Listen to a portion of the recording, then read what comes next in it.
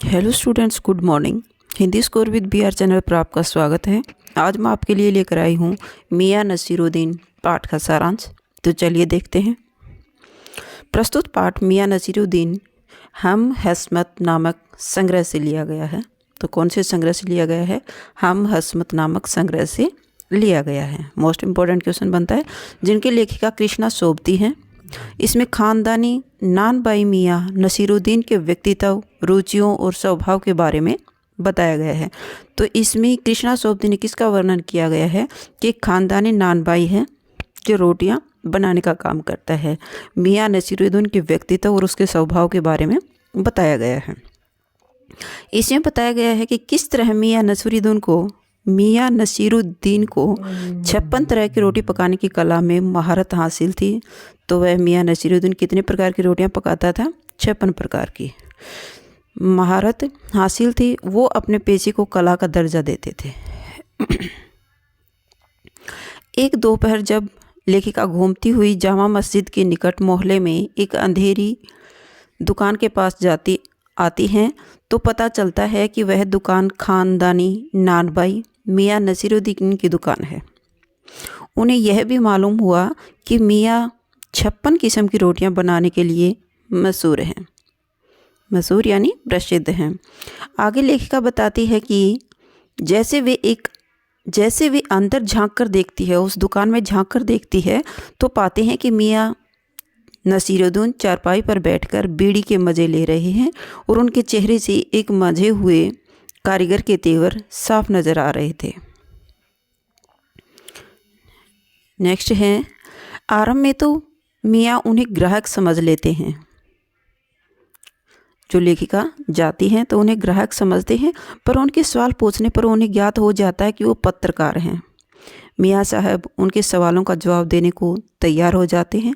तो लेखिका उनसे पूछती है कि आपने इतनी किस्म की रोटियां बनाने की कला कहाँ से हासिल की? तो जवाब में मियां बताते हैं, और कहाँ से सीखेंगे, यह तो हमारा ख़ानदानी पेशा ठहरा। जो भी इल्म यानी जो भी ज्ञान सीखा अपने पिता से सीखा।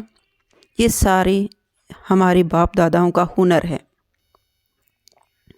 लेखिका के सवाल पर मियां अपने बाप और दादा का नाम बताते हैं जिसे वे मशहूर हुआ करते थे। आगे लेखिका पूछती है कि आपको इन दोनों में से किसी एक की नसीहत याद है तो बताइए। मियां साहब समझाते उनसे ही सवाल करने लग जाया करते, पर उनके सवाल तो लेखिका की समझ से परे ही होते। फिर मियां साहब उन्हें अपने लफ्ज़ों में उदाहरण देते हुए समझाने लगते। लेखिका फिर सवाल करती हैं, यहाँ और भी नानबाई हैं? तो मियां साहब जवाब देते हैं कि बहुत हैं, पर कोई ख़ानदानी नहीं। मियां अपने पूर्वजों के बारे में बताते हुए कहते हैं कि उनके पूर्वजों से एक बार बादशाह ने फरमाया था, मियां नानबाई कुछ ऐसी चीज़ खिलाओ जो ना तो आग में पके और ना ही पानी में।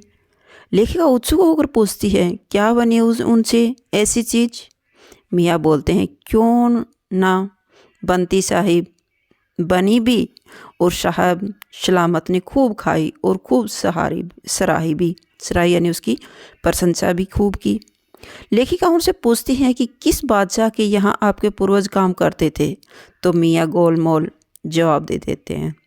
तो मियां नसीरुद्दीन को भी खुद को भी नहीं पता था कि वो किस बादशाह के काम करते थे, तो उस बात को घुमा देते हैं। लेखिका उनसे उनके बच्चों के बारे में पूछना चाहती है, पर मियां के चेहरे के भाव देखकर उन्होंने इस बात को ना छेड़ना ही उचित समझा।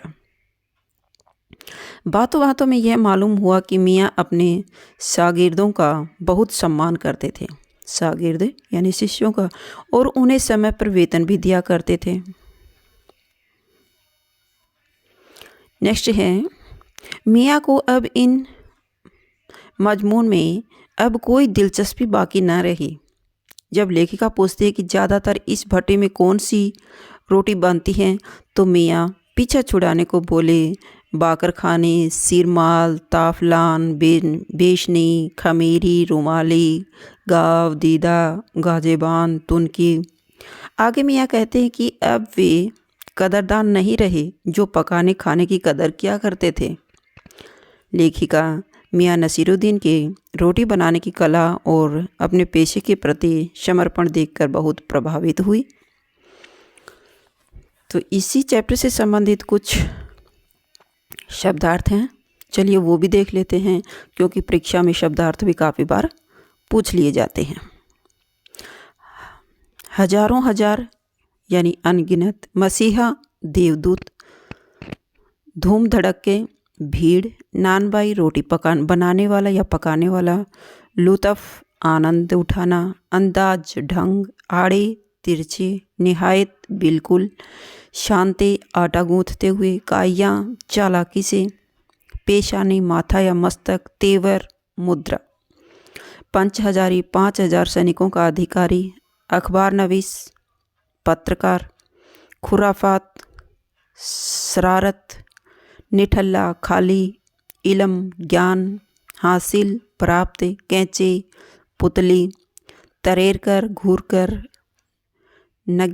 नगीना साज नगीना जड़ने वाला, आईना साज दर्पण बनाने वाला, मीना साज सोने चांदी की चित्रकारी करना, रफूगर फटे कपड़ों के धागे जोड़कर पहले जैसा बनाने वाला, रंगरेज कपड़े रंगने वाला, तंबोली पान बनाने वाला, फरमाना कहना, खानदानी पारिवारिक, पेशा धंधा, वालिद पिता, उस्ताद गुरु, अख्तियार करना स्वीकार करना, हुनर कला, मरहूम स्वर्गीय, ठिया जगह, लिम्हा क्षण, आला श्रेष्ठ, नसीहत सीख, बजा फरमाना ठीक कहना, कस खींचना सांस खींचना, अलिफ बेजिम फारसी लिपि के प्रारंभिक अक्षर, सिर पर धरना सिर पर मारना, शागिर्द शिष्य, परवान करना उन्नति की तरफ बढ़ना, मदरसा स्कूल,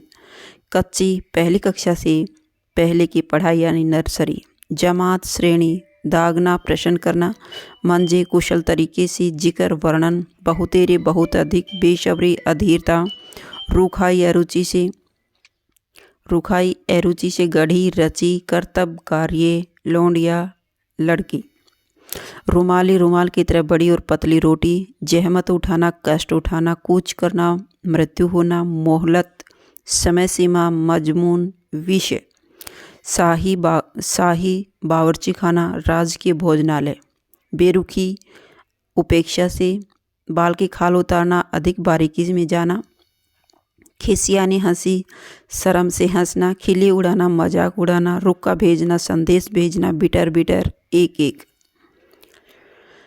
अंधड़ रेतीली आंधिया तीव्र भाव, आशार संभावना महीन पतली, कौंधना प्रकट होना, गुमशुदा भूली हुई, कदरदान कला के पारिक।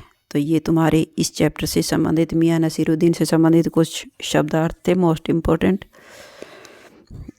नेक्स्ट वीडियो में देखते हैं इसके प्रश्नोत्तर। तो अगर आपको मेरी वीडियो अच्छी लगी हो तो प्लीज़ लाइक कीजिए, शेयर कीजिए और सब्सक्राइब करना न भूलें। फिर मिलते हैं नेक्स्ट वीडियो में। Bye bye.